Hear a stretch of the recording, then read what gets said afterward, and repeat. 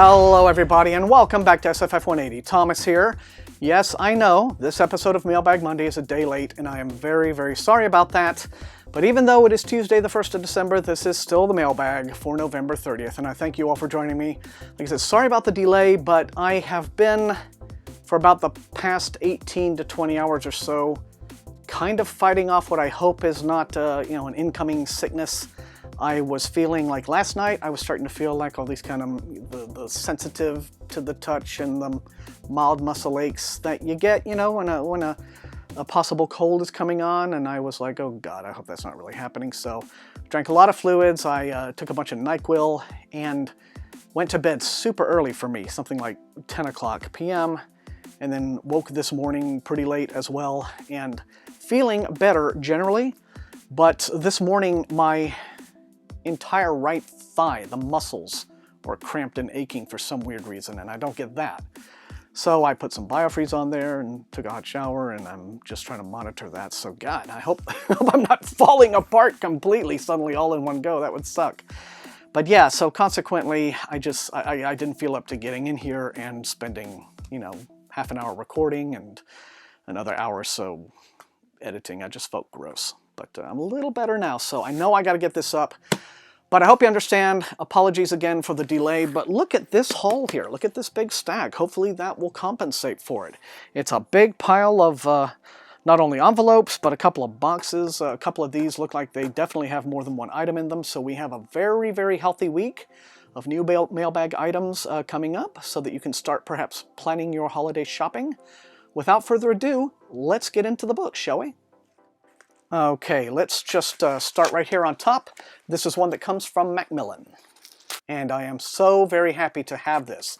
This is the much-anticipated debut novel by Charlie Jane Anders, who wrote for IO9, was an editor at IO9, and it is called All the Birds in the Sky, and it comes out from Tor on January 26th, so let's have a look. A deeply magical, darkly funny examination of life, love, and the apocalypse. After parting ways under mysterious circumstances during middle school, childhood friends Patricia Delphine and Lawrence Armstead, didn't expect to see each other again after all. The development of magical powers and the invention of a 2-second time machine could hardly fail to alarm one's peers and families. But now they're both adults, living in the hipster mecca San Francisco, and the planet is falling apart around them. Well, what do you expect, San Francisco? I love San Francisco, California people. Thank you. Lawrence is an engineering genius who's working with a group that aims to avert catastrophic breakdown through technological intervention. Patricia is a graduate of Eltisley Mays, the Hidden Academy for the World's Magically Gifted, and works with a small band of other magicians to secretly repair the world's ever-growing ailments. Little do they realize that something bigger than either of them, something begun years ago in their youth, is determined to bring them together either to save the world or plunge it into a new dark ages. All right then, January 26th from Tor. I am going to try to get this read before the end of the year, but we will see what we will see, won't we? And this one is from Random Penguin. And this is a new edition with new packaging for the television show that is premiering, the Shannara TV series. I believe it's on MTV, the Shannara Chronicles, and they are repackaging all of the books with TV tie-in covers. So this is the Elfstones of Shannara. I believe it comes out today, the 1st of December, and I suspect that the rest of the books will follow suit anytime soon. But, in mass market, $8, so if you haven't gotten into these, I guess you can now. Total disclosure and honesty, I can't stand the Sword of Shannara. Dull, dull, dull Tolkien retread. But I don't know, maybe the later books, Terry Brooks kept it going for decades and decades, so maybe he came into his own as a writer at some point. But the new Shannara Chronicles TV series is beginning this month, and the books are back out. Okay, this is another Random Penguin release. And this is a Rock hardcover that came out like a whole month ago. Well done there, Rock. I've mentioned, Random Penguin, especially like the Ace Rock DAW imprints, they can either be super ahead of time or super late getting to me. But a lot of that is because now these imprints are just approving me very quickly on NetGalley. But it's still very nice to have the physicals to show you on this channel.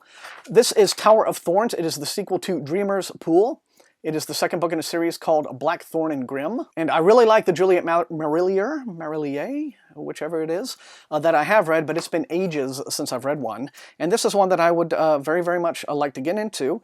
This is about, okay, well, the series introduced readers to Blackthorn in the first book. An embittered healer escaped from prison, and her former cellmate, the hulking and silent Grimm. Fleeing to a derelict cottage on the fringe of the mysterious Dreamer's Wood, Blackthorn and Grimm must live duty-bound for 7 years to assist anyone who asks for her help. Well, if you've read these books, let me know what you think. If you would like for me to go ahead and prioritize them in the review queue, you know what to do. Tower of Thorns from Rock. And this is going to be another Tor release. Alright, and here we have another book 2 of a series where I did not finish book 1. In this case, I did get started on the first book, which was Child of a Hidden Sea. But it got lost in the shuffle of all of the books about a year and a half ago that I started but didn't finish. It was something like a dozen books because of everything going on with my dad there towards the end. And so now I need to, I guess, play some catch-up. But the second novel in this series is finally out. It is called A Daughter of No Nation, comes out today in hardcover from Tor.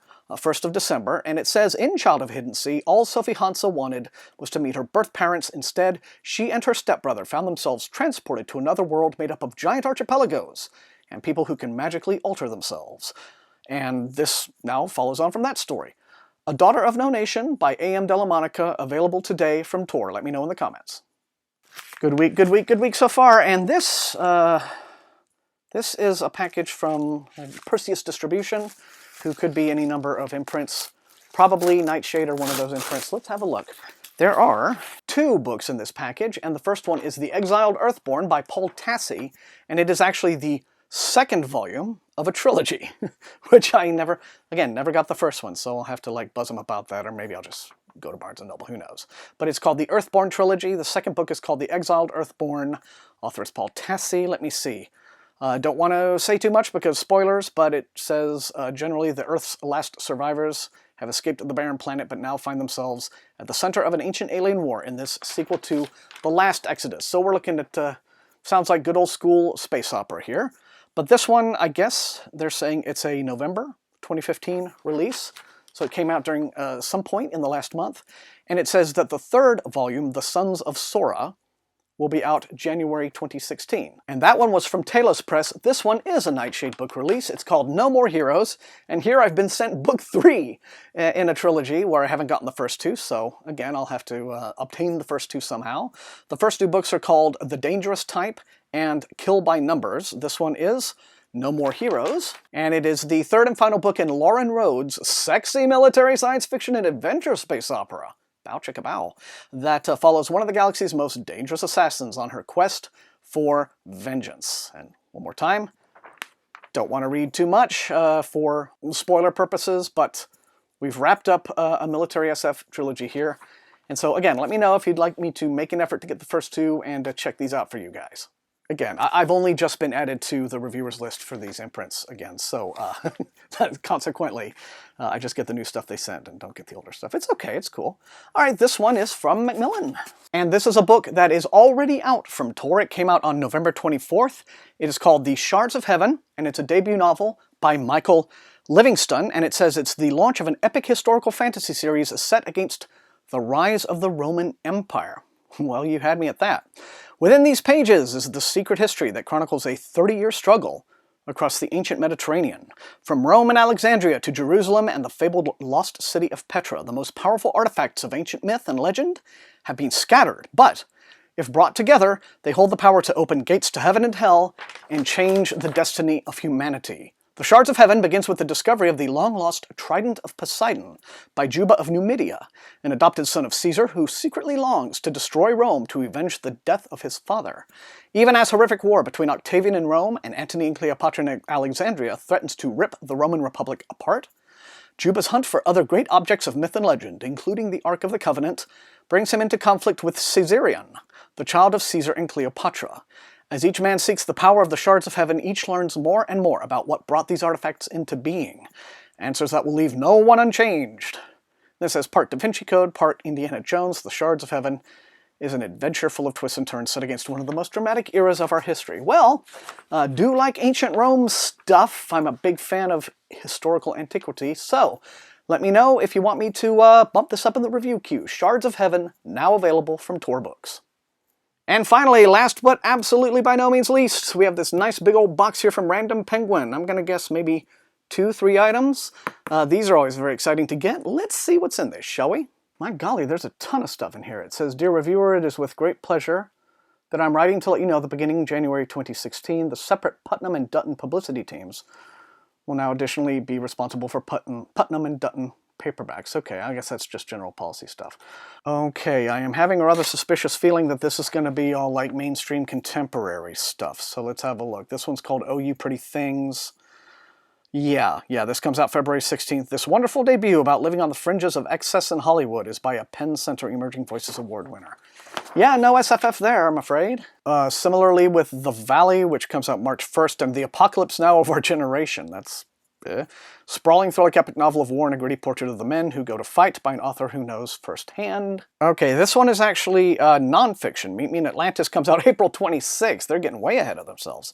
Mark Adams, the author of the best-selling Turn Right in Machu Picchu, is back with another humorous travelogue. This time he delves into the global subculture of those who are still actively searching for the lost city of Atlantis. Okay, that could have some amusement value. Where All Light Tends to Go, this one comes out February 2nd. This debut coming-of-age novel received widespread critical acclaim in hardcover and was hailed an extraordinary intimate experience, savagely moving, and an important addition to the great body of Southern literature. And finally, My Sunshine Away comes out April 5th. Booksellers, librarians, and readers absolutely fell in love with this astonishing debut that showcases suspense and stunning lyrical writing, now with a reading group guide perfect for book clubs.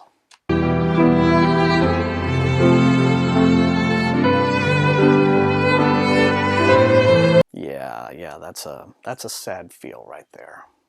Oh well, some of you might find those pretty exciting, but none of it is my stuff, so I guess I'm going to have to put in a letter to those very nice publicists. Still in all, I would have to say it was a pretty good week, wasn't it?